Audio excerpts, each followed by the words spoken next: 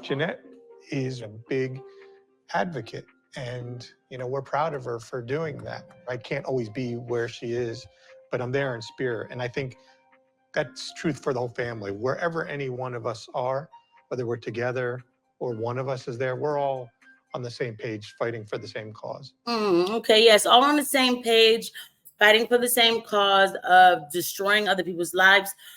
Advocating for your own purposes. Jeanette's own purposes. Jeanette feeling like she needs to be a hero after she's already, demolished her son's life. She figures she might as well go ahead and advocate for other kids to have their lives demolished, because she doesn't have to deal with the repercussions of that. You know what I mean? Like she doesn't have to deal with that. So Jeanette is an advocate for that. And of course, you, Simp, don't ever do anything about your wife going around and telling people a bunch of lies about this lifestyle, right? Because Jeanette, like I always say, Jeanette gets mad because, Jazz is telling people too much about trans, she goes into too much details, because Jeanette wants to make this feel like it's all, gold and everything else. So anyway, this episode, we're kind of focusing on mom, how mom is always in the limelight, always in the videos, So let's go ahead and get into it, guys. Go ahead. Don't forget to hit the like button for me, please. Thank you. There's going to be a board meeting today to decide whether gender-affirming care will be allowed in the state of Florida. So you know what? Why don't we go back and listen, to talk about, in reality, what gender-affirming care is. Those words, we shouldn't use them so loosely. I have to be careful what I say. The care is surgery, right? And surgery is a very serious decision that people make, especially if they need it, right? Like if you have like a cancer or something, like you have to remove something, like we totally get it, right? And of course, people have a choice to make elective surgeries. Like, I'm not coming at women who say like, I want a breast augmentation or something like that, right? Adults. Kids might need a hernia, like a quick little fixing of a hernia or something. Okay. But gender affirming care is what happened to Jazz with the bottom surgery and everything that's gone into that. So I don't know, this little cuddly word, these three cuddly words put together, gender affirming care, it makes it sound like, that's so sweet. But it's surgery, and in fact, it is major surgery. Florida. I'd like to introduce our next speaker, Jeanette Jennings, advocate and parent of Jazz Jennings.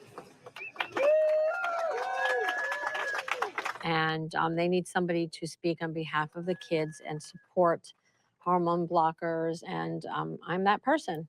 So again, when we get into the medication, and look at this person back here, right? Like, tell me that living like this is somehow making this person feel good about themselves, right here. Like really, like, even if you said you wanted to cosplay as the other sex, or you're having this substitution body expression syndrome, right? Why don't you take it? If you're so happy, you want to live happy, like you want to take care of yourself and look like the best quote woman that you could look like, because back in the day they had transgender women. They used to call them transvestites back in the day, and they used to be fine being called that. They used to have them. They used to be models. People didn't know. So I don't understand. Like, is this? I'm happy in my life this way, and we know that's a man. Look at the hands. All right, don't even try to play me. That's the man. That's the man. Drop a comment below. Y'all know that's man. Is this? I'm happy in my life, or is this? I failed at being a man. So, I would try to go ahead and do this thing here where, like, I put on some clothes, I put some nails on. See how it works as a woman. It doesn't work that way. Like, we are giving people false results, false realities. That's not how life works. You didn't fail at being a man either, okay? Just to be clear, I make that joke. Nobody fails. Redemption is for everybody. It's just that people rather do a fast, instant, like a instant results kind of living. Nobody wants to put in the work. And it's not easy, but nobody wants to put in the work. Not nobody, but somebody like this, right? Okay, all right. Let me like. Hi, everybody. Can you hear me? Yes. Okay. Want to make sure I'm loud enough. With Jazz, when she was little or you know, a minor, I was always putting out fires before she got burned. I walked her into preschool where everybody was whispering and pointing fingers and just looking down upon us. And I held my head high and I held my child's hand and I said, "We're gonna go in there and don't care what the So other." I personally think the tears is that that did I do the right thing? You know, I seriously do. I'm sorry. I don't believe that as soon as they walked in the classroom that everybody was like, oh my God, oh my God. You know why? Number one. Number one, before a child like this, nowadays these kids they just come to the school, right? Nobody like gets the heads up, right? Back in the day, and not too long ago, you would get a letter. Like the parents would get a letter of the other classmates, like, yo, we have a transgender youth in the classroom. Now, this was a while ago. They don't do it anymore. And I can imagine why they don't do it anymore. It's because like they don't want to out the student. Okay. Now, so back then, when Jazz was going to preschool, I'm sure I could bet anything that they gave the same letter. Like, we have a special child coming to the class. Okay. So parents, don't be shocked, right? So even if the first day of preschool, now everybody knows this kid is coming here with a skirt on, right? All right. What adult is really going to be like, the kids might do it. I'm not saying that when Jeanette left that a lot of like confusion didn't happen. But by the way, at the age of 5 and 6, 4, I don't think they were really bussing on the kids. Like, you know what I mean? Like, I don't think at that age anybody was making hardcore jokes like that. I feel like at 8, 9, and 10, that's when it probably was really wow. Okay, so these tears to me is like, are you trying to hold on to this fake story? Yes, it is a fake story. Or are you, that did not happen. Don't care. It didn't happen. I don't care. Our kids think, and it doesn't matter what the parents think. You're special. You're unique. And you're you. And I'm so proud of you. And I'm so. She felt it in the head. She projected something in her mind. The parent, there's no way. Because come on, y'all know the story would have gone. Even this is not even like, I would have got black on them. Like, no, we know any parent who would see another parent pointing at their kid, they're gonna walk up to the parent and be like, why are you putting in my child? Like, we already discussed that this was coming. So why are you looking at my kid? So the story would have went, I walked Jazz in there. The parents were pointing that I walked up to the parents and told them I still love my baby. That's not the story. So Jeanette missed me with it. So proud to be your mom. And I'm saying this to a 4-year-old. I had to say this to her because she was upset that the other kids were like making fun of her. Now, if it was the other kids again, 4 years old, they were like looking and pointing. They're 4. What are you crying about? You said, who did you say it to? The mom or the kids? Like, they're 4. For acting girly. And I had to tell her, it's okay. You be you. You do you. And we're here for you. Look at him. Love you. Look at him. Whatever she says. I don't really remember it happening that way. Okay. No matter what. I'm the proud mom of 4. My youngest child, Zach, is transgender, and she's out in London. So I kind of feel like Jazz is looking a little like, look at her. She loved this. She's lapping it up. Here we go again. My youngest daughter. My life had to be.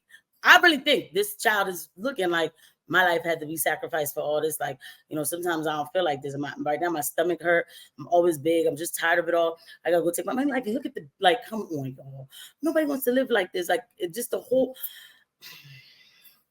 I don't think Jazz is looking like, yay, happy mom. Jazz is caught up in that moment in a real thought. That might be the real reality TV right there for 2 seconds. We're supporting me. We were told by medical professionals that 40 to 50% of kids like Jazz would attempt suicide without their gender. Now I gotta go ahead and edit that word out. Like, God, this not what they told you. Whatever. This is not what happens. A lot of them after they go through puberty, this weird feeling goes away. But guess what? You want to know why? Because a lot of us after we go through puberty, a lot of our insecurities go away. We start to feel good about ourselves. You know what I mean? Like we're starting to notice things, right? So that's why this never really was a thing. It's just really being insecure. It's okay. It's okay. It's still, again, what's happening? Like, you know, like, I'm sorry. Jazz herself has told us if she was forced to go through male puberty, she would have taken her life. I feel like Jazz is looking like, yeah, because y'all told me to say that. Like, come on, people, this face, like, this is like hardcore annoyance. This is not like, you know, like a face of like, this is like, okay. Child to have nightmares about having facial hair. After extensive guidance from medical professionals, we promise we do everything in our power to ensure that Jazz would be able to live as a girl. And she's fulfilling her dreams of changing the world on her own terms as a student at Harvard University. I love you, baby. Didn't even clap, yo. Like, I know that they clip things, right? But this is not somebody who was even clapping for a second. This person is really looking like, oh, okay, whatever. Jazz harbors a lot of feelings against the mom, but we don't get to really see it. Here, what would you do if your child was transgender? Thank you very much. I wouldn't have made my child that way. Come on. All right. We're going to talk about it in reality. Okay. I'm not sitting here acting like I have all the answers, but this was not a problem back in the day. This wasn't such a hardcore issue back in the day. It simply wasn't. Jeanette gave the story to this child. Okay. So we already know that. That's number one. And then number two, these kids nowadays, they feel regular insecurities. We just talked about that. And they're told in school that, well, maybe it's because you're in the wrong body. So when you don't know something is an option and somebody tells you it's an option, then you start thinking that way. You have to fight for your kids. There are people who have done it, who fought for their kids, who told it, like, who like really worked on their kids. The kids were trying to go down this path for really because of insecurities and attention, but it was a real fight, but they did what it took. I'm not trying to play anybody or anything. I'm not trying to say this is easy. It is not. I can't imagine what this is like. I can't. But you fight for the kids because this is not a life you want to sign anybody up for. It's not. You talk about the medicine. There's a lot that goes into it. The meds, surgery, aftercare, and the rest of your life. And there's a result right there. I don't think I need to say anything else. Let that marinate. I'll see you guys at the next video. Bye.